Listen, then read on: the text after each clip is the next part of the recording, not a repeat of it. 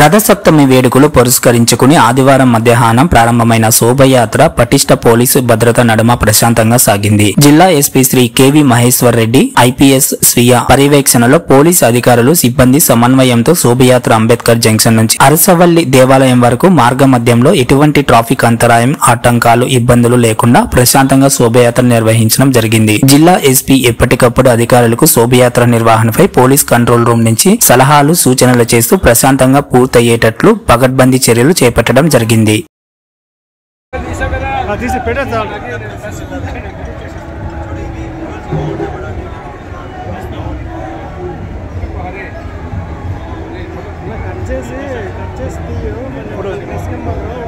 seconds 1 minute 30 seconds